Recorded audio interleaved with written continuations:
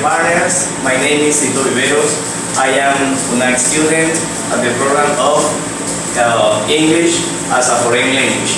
About teaching English to adults and adolescents, and especially in the subject of material, tools, and sources. Well, to talk about teaching English, we have to take into account many important aspects.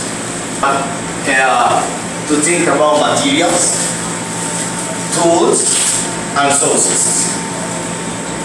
When we think about material, we have to think for good books, dictionaries.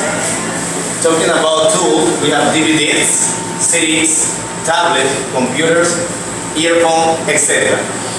And sources, nowadays we're talking about technology. We have to think a lot about web pages. It's very important to work with web pages because these web pages help teachers and students to develop many skills.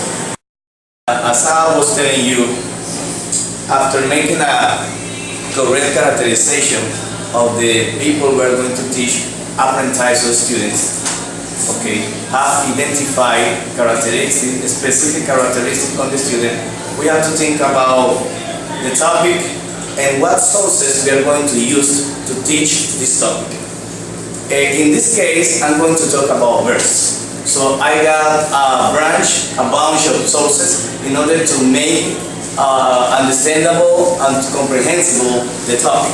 For example, I'm going to establish first the objective. This objective is going to be to establish the difference between regular and irregular verbs. Secondly, I'm going to present my student a general list of both regular and irregular.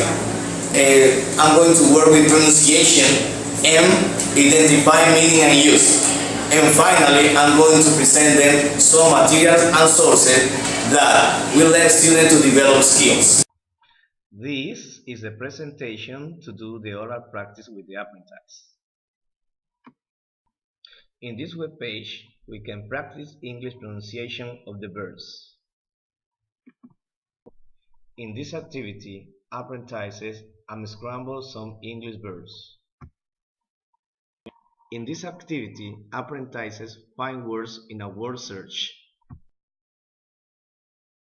In this activity, apprentices complete a test using the verb assigned.